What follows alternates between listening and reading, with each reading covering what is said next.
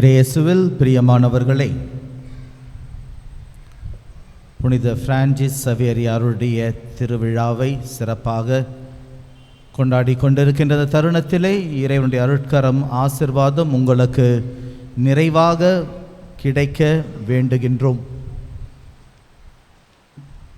இவரை பற்றி நாம் ஒரு சில கருத்துக்களை நமது வாழ்வாக்கிக் கொள்ளலாம்.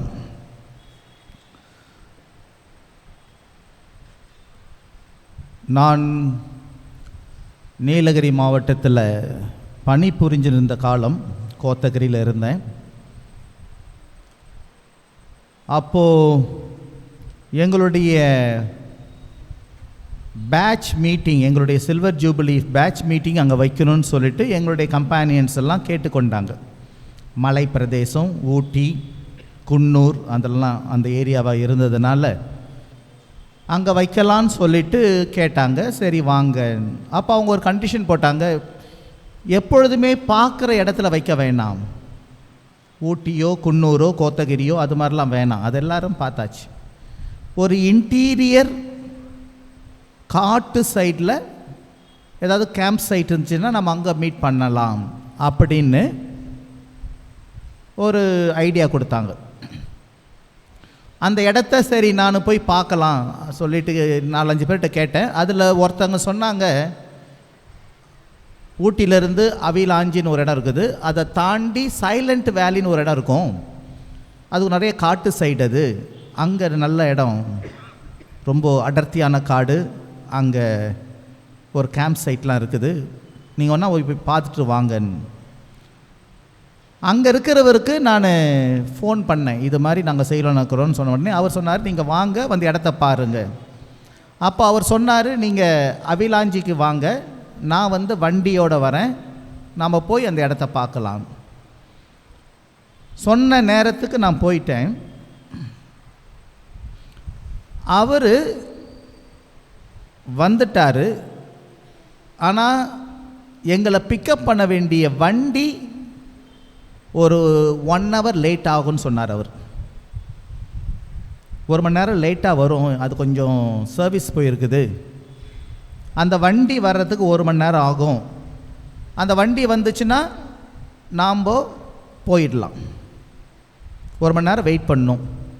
அல்ல உங்களுக்கு வெயிட் பண்ணுறதுக்கு விருப்பம் இல்லைன்னா இந்த காட்டு வழி இருக்குது, குறுக்கு வழி, அந்த குறுக்கு வழியிலே நம்ம போயிட்டோம்னா ஒரு 1/2 hour போய் சேர்ந்துடலாம்.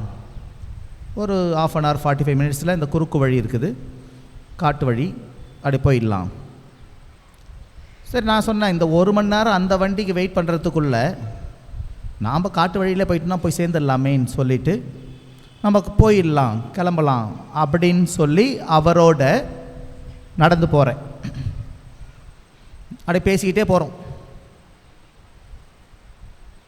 ஒரு 15 minutes நடந்திருப்போம். அவர் போனவர் அமைதியாக போயிருந்தால் சந்தோஷப்பட்டிருப்பேன். அவர் கொஞ்ச நேரத்தில் அங்கே ஒரு தடம் பதித்த கால்களை பார்த்து சொன்னார், இந்த வழியாக புலி போயிருக்குதுன்னு சொன்னார். அவர் டைகர் இப்போ தான் போயிருக்கிற மாதிரி தெரியுது, அதனுடைய பாதம், அந்த இது பாதம் பட்டிருக்குது அப்படின்னு. கொஞ்ச தூரம் போன பாட்டு பார்த்தா அந்த புலி போட்ட ஷீட்டும் அங்கே இருக்குது. ஸோ அதையும் பார்த்துட்டு கன்ஃபார்ம் பண்ணிட்டார், இந்த வழியை தான் போயிருக்குது புலின்னு. நான் சொன்னேன், திரும்பி போயிடலாமா, நம்ம போயிட்டு திரும்பி போயிட்டு 1 மணி நேரம் கூட வெயிட் பண்ணலாம், ஏன்னா வண்டி வரட்டும். இந்த மாதிரி ஒரு வீர சாகச விளையாட்டுக்கெலாம் நான் வரலன்னு சொல்லிட்டேன். ஏன்னா முன்னாடி புலி போயின்னுக்கிற, பின்னாடி நான் என்னத்துக்கு போய்கிட்டு, பின்னாடி நான் போயிடுறேன், கொஞ்ச நேரம் போயிடலாம், வாங்க சார் பின்னாடி போயிடலான்னு. அப்போ அவர் சொன்னார், ஒன்றும் பிரச்சனை இல்லை ஃபாதர், நம்ம நடந்து போயின்னுக்கலாம். ஏன்னா அவர் காட்டிலே வாழ்ந்தவர், அதெல்லாம் அவருக்கு தெரியும். அதனால தான் அவர் சொன்னார், புலி முன்னாடி போயின்னு இருக்குதுன்னா அது எந்த காலத்திலும் திரும்பாது, அது எந்த காலத்திலையும் திரும்பாது, அது முன்னாடி போய்கிட்டே தான் இருக்கும். அதனுடைய ஸ்பெரிக்கல் லைனில் தான் போய் நிற்கும். இப்படி போயிட்டு திரும்பி வந்து மறுபடியும் திரும்பி இப்படி போய் நிற்காது. அது அப்படி போயிடுச்சுன்னா போய்கொண்டே இருக்கும், பின்னால் திரும்பாது. It will never turn back. போய்கொண்டே இருக்கும், அப்படியே போய் நிற்கும், இறை தேடி போய்கொண்டே இருக்கும். ஒரு நல்ல படிப்பினை அவர் எனக்கு கற்றுக் கொடுத்தார். ஒரு புலியானது சென்று கொண்டிருக்கிறது என்றால் திரும்பாது, அது போய்கொண்டே இருக்கும். பிரான்சிஸ் சவேரியாருடைய திருவிழாவை கொண்டாடுகின்ற தருணத்திலே அவர் கற்றுத்தருகின்ற பாடம் இதுதான். ஏனென்றால் இறைமகனை கையில் ஏந்திய பிறகு, அவருடைய சிலுவையை கையில் பிடித்த பிறகு அவர் திரும்பி பார்க்கவே இல்லை. அவருடைய பயணமானது முன்னேறி சென்று கொண்டே இருந்தது. தான் எடுத்த அந்த விருது வாக்கை தனது லட்சியமாக வைத்துக்கொண்டு அவர் பின்னாடி திரும்பி பார்க்கவில்லை. தன்னையே முழுவதுமாக இறைவனுக்கு கொடுத்த பிறகு, தன்னையே இறைவனிடம் கையளித்த பிறகு ஆண்டவர் அவரை வழி நடத்தினார். நாம் ஆண்டவரிடம் தஞ்சம் புகுந்த பிறகு ஆண்டவர் வழி நடத்துவார். அவர் நம்மை பார்த்து கொள்வார். அதைத்தான் அவருடைய வாழ்க்கையிலே அவர் குருவாக வேண்டும் என்று ஆசைப்படவில்லை, ஆனால் குருவானார். குருவாகிய பிறகு அந்த தோழர்கள் எல்லாம் ஒன்று சேர்ந்து புண்ணிய பூமிக்கு போக வேண்டும் என்று ஆசைப்பட்டு அங்கே வெயிட் பண்ணிக்கின்றார்கள். ஆனால் புண்ணிய பூமிக்கு போக முடியவில்லை. எனவே ரோமாபுரிக்கு செல்கின்றார்கள். ரோமாபுரியிலே இருக்கும் பொழுது போப்பாண்டவரை சந்திக்கின்றார்கள். அவர்களுக்கு அதிகாரத்தை கொடுக்கின்றார். அப்பொழுது போர்ச்சுகல் நாட்டில் இருக்கின்ற அந்த அரசன் இவர்களுக்கு அழைப்பை கொடுக்கின்றார்.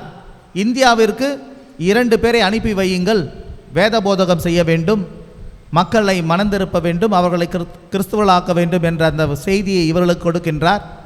எனவே 2 பேரை அனுப்புகின்றார்கள். அதில் பிரான்சிஸ் சவேரியார் கிடையாது, அவர் கிடையாது. யார் 2 பேர் அனுப்பினார்களோ அதில் ஒருவர் உடல் நிலை சரியில்லாத காரணத்தினால் இவரை அதற்கு பதிலாக அவர் செல்கின்றார். இவர்கள் போன பிறகு அவர்கள் செல்ல வேண்டிய கப்பல் போய்விட்டது. எனவே ஒரு வருடம் அங்கேயே அதே மண்ணிலே போர்ச்சுகலிலே அங்கே வேலை செய்து கொண்டிருக்கின்றார்கள். இவர்கள் வேலை செய்வதை பார்த்த அந்த அரசன் அந்த 2 பேரில் ஒருத்தர்கிட்ட சொல்கிறார், நீங்கள் 2 பேரில் யாராவது ஒருத்தர் கல்வி பணியை எங்களுக்கு இங்கே செய்யுங்கள். இவர் ஒருவர் தான் அங்கிருந்து கிளம்புகின்றார். ஆண்டவருடைய பாதைகள் நமக்கு வித்தியாசமாகத்தான் இருக்கும். நாம் நினைக்கிற மாதிரி நடக்காது. இவர் நினைத்ததெல்லாம் நடக்கவில்லை. இவர் தன்னையே ஆண்டவரிடம் கையளித்தார், ஆண்டவர் வழி நடத்தினார்.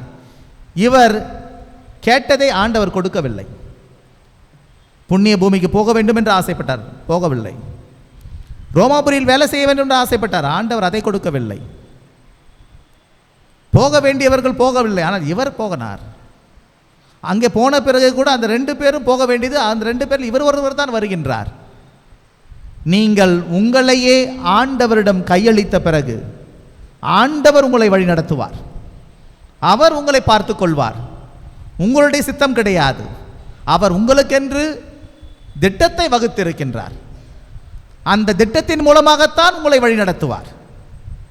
நீங்கள் செய்வதெல்லாம் உங்களையே ஆண்டவரிடம் தஞ்சம் புக வைப்பதுதான். நீங்கள் உங்களையே ஆண்டவரிடம் கையளித்து விடுங்கள், அவர் உங்களை பார்த்து கொள்வார். ஏனென்றால் இந்த திட்டத்தை வகுத்த ஆண்டவர் வழி நடத்துகின்றார். அங்கிருந்து ஒரு புதிய மண்ணிற்கு வருகின்றார். மொழி தெரியாது, உணவு கலாச்சாரம் வித்தியாசமாக இருக்கிறது. அப்படி இருந்தும் இவர் இவ்வளவு வேலைகள் செய்கிறார் என்றால் ஆண்டவர் அவரோடு உடன் இருந்தார். விவிலியத்தில் இதைத்தான் வாசிக்கின்றோம். நீதிமான்களை பற்றி வாசிக்கும் போதெல்லாம் ஆண்டவர் அவர்களோடு இருந்தார். ஆண்டவர் நம்மோடு இருக்கின்ற தருணங்களிலெல்லாம் ஆண்டவர் பார்த்து கொள்வார். அவர் நமக்கு பெரிய பெரிய காரியங்களை செய்ய வைப்பார். ஏனென்றால் ஆண்டவர் நம்மோடு இருக்கின்றார். நம்முடைய வாழ்க்கையிலே ஆண்டவர் நம்மோடு இருந்து விட்டால் எந்த பிரச்சனையும் வராது. அதற்கு நாம் ஆண்டவரோடு இருக்க வேண்டும். அவர் சொல்வதை நம் அதன் பிரகாரம் நடந்து விட்டோம் என்றால் ஆண்டவருடைய வழி நடத்தல், அவர் கரம் பிடித்து காத்தல் எப்பொழுது நடந்து கொண்டிருக்கும். எனவே தான் அந்த பழைய ஏற்பாட்டிலே கெதியோன் என்ற நீதிமானை நாம் படிப்போம். கெதியோன் என்ற நீதிமான் மிதியானை கொள்வதற்காக அவர்களிடமிருந்து விடுதலை பெறுவதற்காக ஆண்டவர் கெதியோனை தேர்ந்தெடுக்கின்றார். அந்த கெதியோனை தேர்ந்தெடுக்கும் பொழுது மிதியனைகளை அவர்களை வெல்வதற்காக இவர்கள் படைத்தெடும் பொழுது இவர் அதிகமான படை தேட்டுகின்றார். ஆனால் கிடைத்ததோ ஒரு 1000 பேர் தான். இந்த 1000 பேரே அதிகம் இல்லை என்று வருத்தத்தில் இருக்கும் பொழுது ஆண்டவரிடம் சொல்கின்றார், ஆண்டவரே கடவுளே எனக்கு இவ்வளவுதான் கிடைச்சிருக்கிறாங்க. அப்போ ஆண்டவர் சொல்கிறார், இதுவே அதிகமாக தான் இருக்குது, நம்பரை குறை. ஏனென்றால் சண்டை போடுவது நீ கிடையாது, போரிட போவது நீ கிடையாது, உன்னிலிருந்து சண்டை போடுவது போரிட போவது நான் தான். நம்முடைய வாழ்க்கையிலே நாம் ஆண்டவரிடம் தஞ்சம் புகும் பொழுது அவர் நம்மோடு இருந்து நமக்கு அந்த அருளை கொடுப்பார். எனவே தான் இவர் 15 ஆண்டுகள் தான் குருவாக இருந்தார். அந்த 15 ஆண்டுகளில் எவ்வளவு பெரிய காரியங்களை செய்திருக்கின்றார். ஏனென்றால் இவரிடம் இருந்து இந்த காரியங்களை செய்தவர் ஆண்டவர்.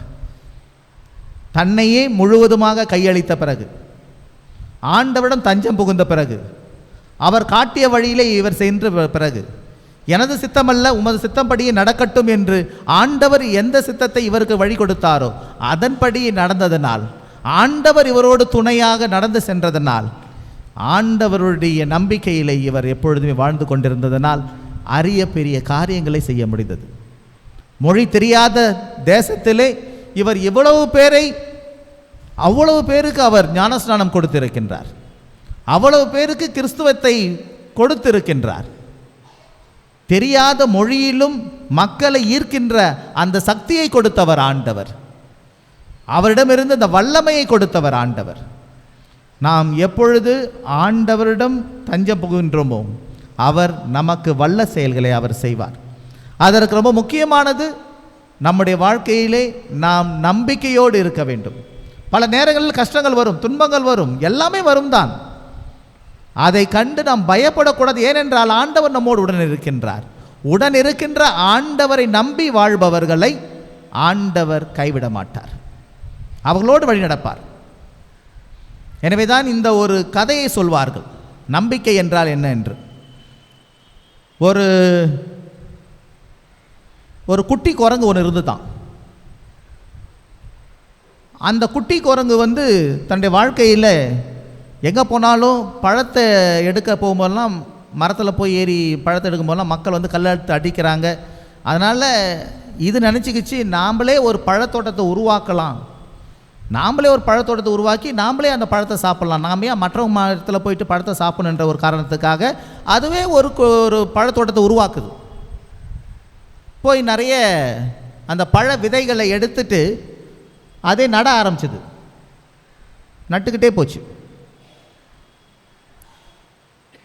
அது ஏதாவது செடி வளரும்னு சொல்லி பார்த்துக்கினே இருக்குது. நட்ட விதை முளைக்கவே இல்லை, வளரவே இல்லை. 1 வாரம் ஆகுது, 2 வாரம் ஆகுது, 3 வாரம் ஆகுது, 1 மாதம் ஆகுது, அது அப்படியே தான் இருக்குது. உடனே போய் பெரிய குரங்கிட்ட போய் கேட்டுது,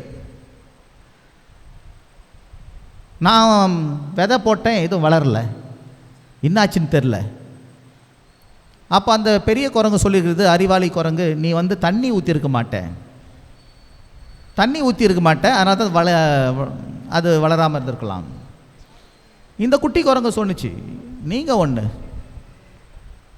நான் 2 குடம் தண்ணி ஊற்றுறேன் எல்லாத்துக்கும், ஒரு விதைக்கு நான் 2 குடம் தண்ணி ஊற்றுறேன், அது எப்படி வளராமல் இருக்கும்? அப்போ அந்த பெரிய குரங்கு சொன்னிச்சான், இப்போ புரியுது ஏன் வளரலன்னு. 2 குடம் தண்ணி ஊற்றுனா அது அழுகி போயிருக்காதா? அந்த விதைகள்லாம் அழுகி போயிருக்கும், நீ அதிகமாக தண்ணி ஊற்றிருப்ப. அப்போ அந்த குட்டி குரங்கு சொன்னிச்சா, அதெல்லாம் அழுகி போகல, நல்லா தான் இருக்குது. அது எப்படி உனக்கு தெரியும் அப்படின்னு பெரிய குரங்கு கேட்டுச்சான். அப்போ சின்ன குட்டி குரங்கு சொல்லியிருக்குது, நான் ஒவ்வொருத்தரையும் தண்ணி ஊற்றிட்டு எடுத்து பார்ப்பேன். நம்பிக்கை என்பது எது? ஒவ்வொருத்தரையும் திருப்பி பார்க்கறதா? எனது ஆண்டவர் என்னோடு இருக்கிறார் என்ற நம்பிக்கை எப்பொழுது வரும்? கஷ்டமான நேரத்திலே, துயரமான நேரத்திலே நாம் சந்தேகப்படுவது நம்பிக்கையா? பல நேரங்களிலே நமக்கு துன்பம் வரும்பொழுதெல்லாம் ஆண்டவர் எங்கே என்று அவரை சோதித்து பார்ப்பது நம்பிக்கையா? பிரான்சிஸ் சவேரியார் நமக்கு ஒரு நல்ல பாடமாக இருக்கின்றார். அவ்வளவு வாழ்ந்த காலங்கள் கம்மியான காலங்கள், ஆனால் அவர் செய்த மகத்தான காரியங்கள் பல மடங்காக இருப்பதற்கு காரணம், என்னை அழைத்த ஆண்டவர் என்னை கைவிட மாட்டார். என்னை உருவாக்கின ஆண்டவர், என்னை இங்கே கொண்டு வந்த கடவுள், பல துன்பங்கள் வந்தாலும், எனக்கு சிலுவைகள் மூலமாக பல சோதனைகள் கொடுத்தாலும் கைவிட மாட்டார். அந்த நம்பிக்கை. அதற்காக கடவுள் கஷ்டத்தை கொடுக்க மாட்டார் என்று கிடையாது. கஷ்டத்தை கொடுப்பார். அதே நேரத்தில் கஷ்டத்தை கொடுக்கின்ற ஆண்டவர் துணை இருப்பார். அந்த நம்பிக்கை தான் பிரான்சிஸ் சவேரியார் நமக்கு கொடுப்பது. எனவே அன்பார்ந்தவர்களே, அவருடைய திருவிழாவை கொண்டாடுகின்ற தருணத்திலே நம்மையே நாம் ஆண்டவரிடம் தஞ்சம் புக வைப்போம். நம்மையே நாம் ஆண்டவரிடம் கையளிப்போம். அவர் பார்த்து கொள்வார். அவரிடம் நாம் நம்பிக்கை கொண்டு வாழ்வோம். ஏனென்றால் அவர் துணை நிற்பார். இந்த ஆண்டவரை நம்பி வாழ்பவர்களை இறைவன் கரம் பிடித்து காப்பார். எனவே இந்த நம்பிக்கையோடு இறைவனுடைய அருட்கரத்திலே நம்மையே நாம் கையளிப்போம். அவருடைய ஆசீர்வாதத்தை பெறுவோம். ஆமென்.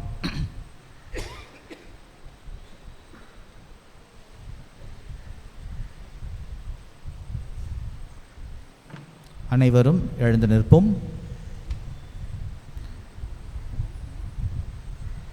இறைவன் சன்னிதானத்தில் வந்திருக்கின்ற நாம் நம்பிக்கையோடு நம்முடைய மன்றாட்டுக்களையும் விண்ணப்பங்களையும் நம்மை காக்கின்ற இறைவன் தருவார் என்ற நம்பிக்கையோடு அவருடைய கரங்களிலே எடுத்துரைப்போம்.